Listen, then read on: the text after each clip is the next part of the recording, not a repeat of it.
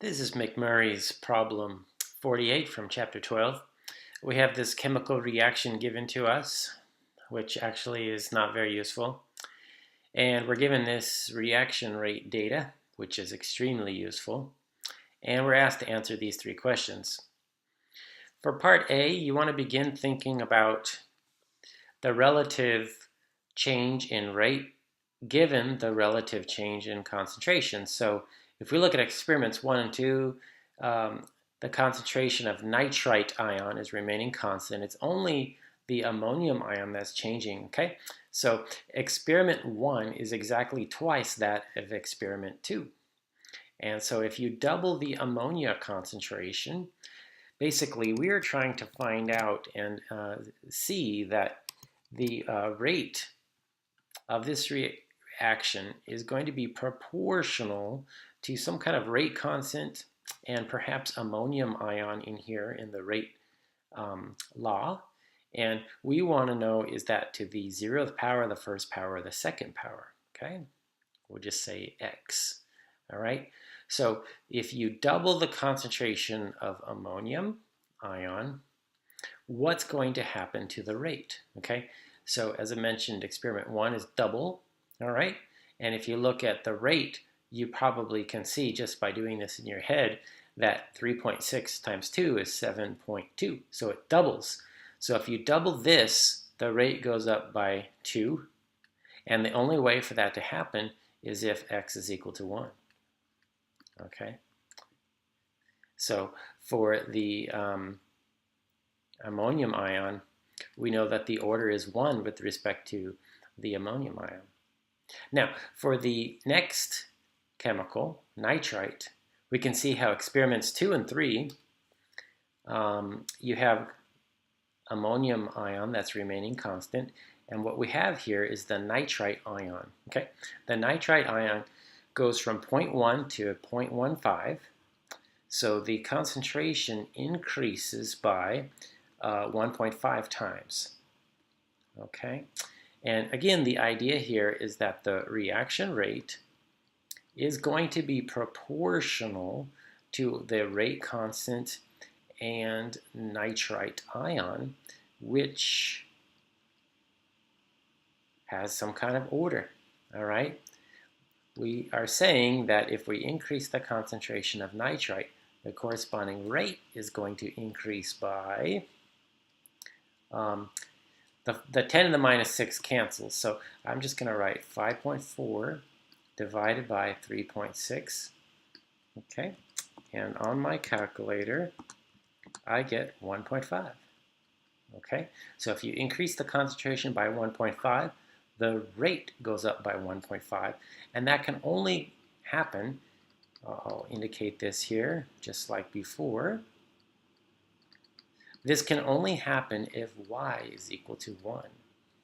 Okay, now we can put these two together in a rate law.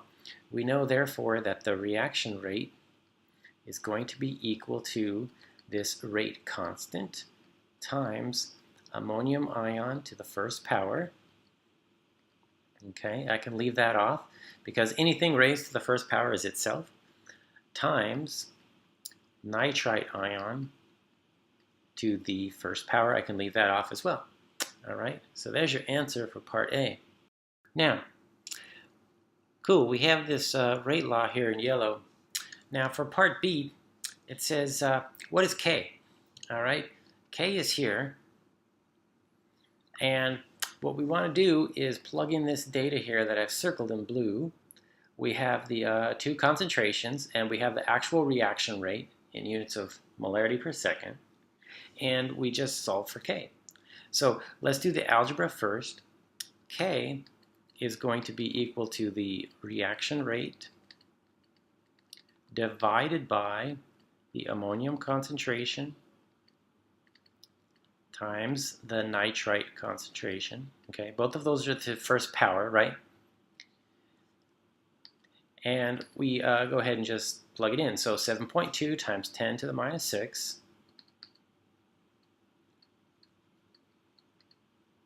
Okay, molarity per second divided by the concentrations here in this first experiment. So the ammonium is 0.24 molar in concentration. Okay. And the nitrite is 0.10 molar in concentration. Okay. Let's go ahead and plug that into our calculators.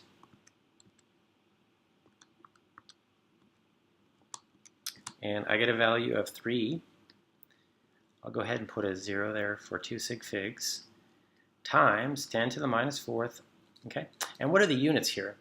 If you look carefully, we have divide by second, right? So we have molarity here and molarity here. So one of those cancels.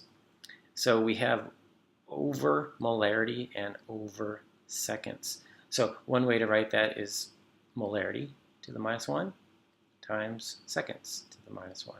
Okay, so that's the rate constant. And it's definitely a constant that's operating over all 3 experiments. Now when we move to part C, we have this rate law, we have the value of K, and it's asking us just simply what is the rate if we plug in these values to the rate law. So let's write this all out here. Rate is equal to K, which is this value now,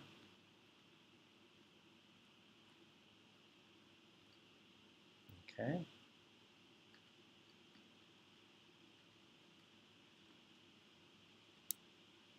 times the ammonium ion concentration, which is up here, 0.39 molar,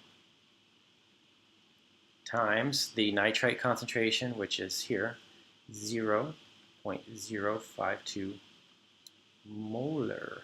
Okay, so one of these, I'll use a different color, one of these molarities cancels, right? Divided by molarity times molarity cancels.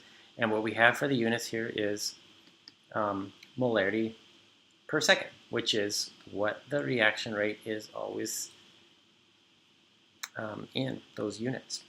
So let's figure this out. 3 times 10 to the minus 4th times 0.39 times 0.052 equals, and I'll round this off to 2 sig figs, 6.1 times 10 to the minus 6th molarity per second. Okay, so that's how you do some of these problems. Thanks for watching.